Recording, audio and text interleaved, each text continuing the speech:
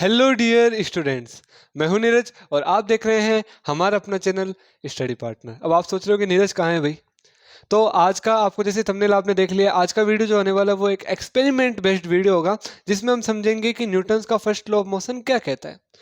I hope आपने उससे पहले वाली क्लास अटेंड की होगी, तभी आपको ये समझ में आएगा। और अगर बाई चांस आपके पास टाइम की कटौती और आपको बस एक्सपेरिमेंट्स ही देखने हैं तो भी मैं आपको थोड़ा सा वापस बता देता हूँ Newton's first law of motion क्या कहता है।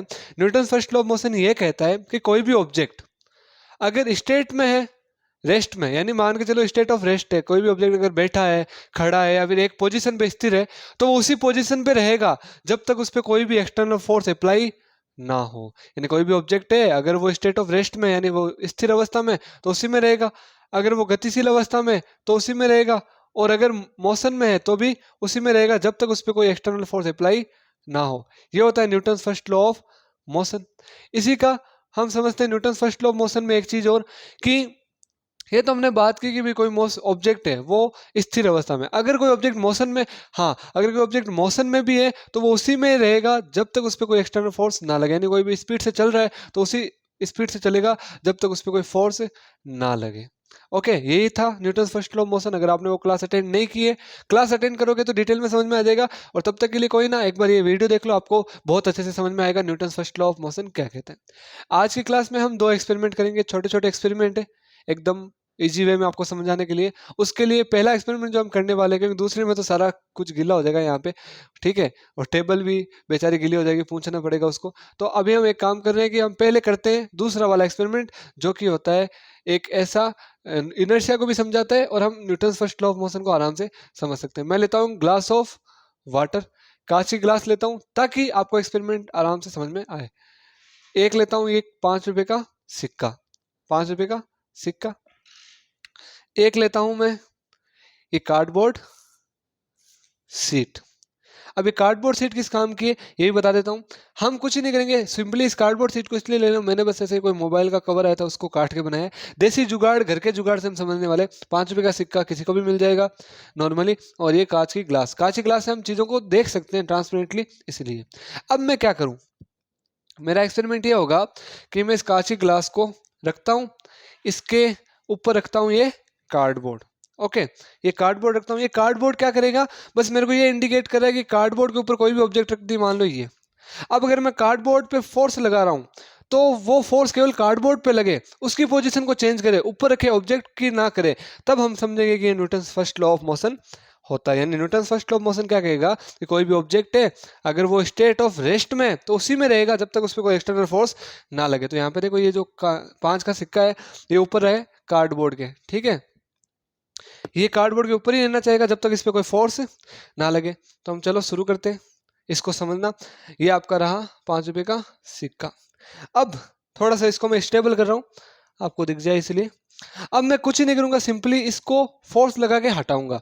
सिक्का अगर ग्लास के अंदर चला जाए तब वो होगा आपका Newton first law of motion successfully, और हम समझ भी पाएंगे एक्सपेरिमेंटल वे में। जय श्री राम, शुरू करते हैं इसको।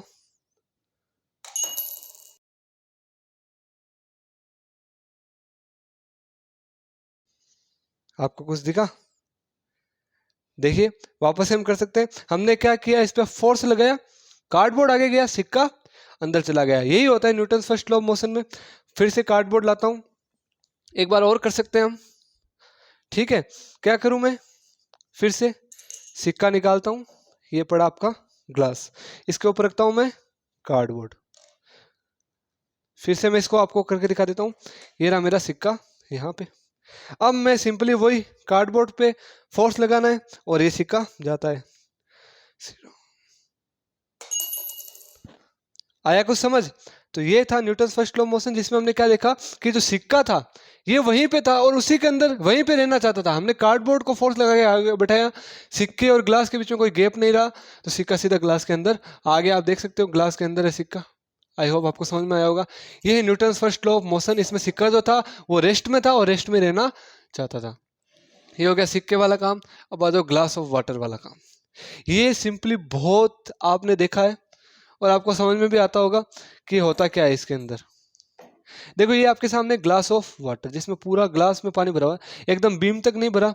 इसलिए बीम तक नहीं भरा क्योंकि देखो पूरा भरता तो लाने में दिक्कत हो जाती है, फिर गिरता। तो मैंने क्या किया, इसको भर के ऐसा रख लिया। होगा क्या, ये ग्लास है और इसके अंदर क्या भरा हुआ है, पानी।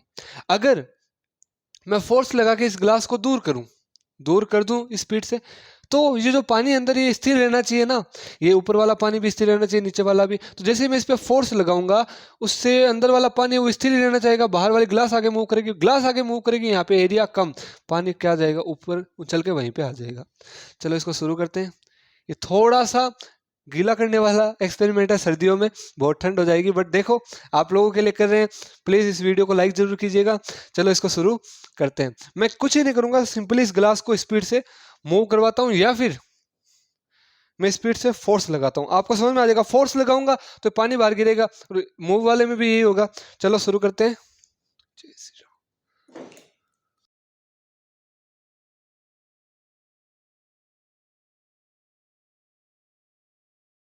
आया कुछ समझ में आपको? फिर से देख लो क्या था।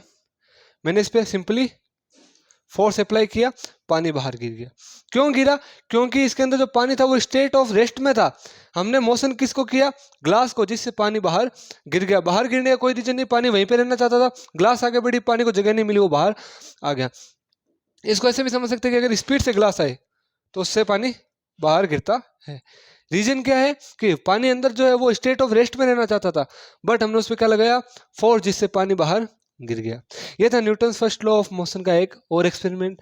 आई होप आपको मजा आया होगा, आपको समझ में भी आया होगा कि कैसे काम करता है Newton first law of motion. कोई भी चीज, कोई भी ऑब्जेक्ट अगर रेस्ट में है तो रेस्ट में रहना चाहिए जब तक उस पर कोई फोर्स ना लगे, अगर कोई मोशन में है तो मोशन में रहना चाहिए जब तक उस पर कोई फोर्स ना लगे।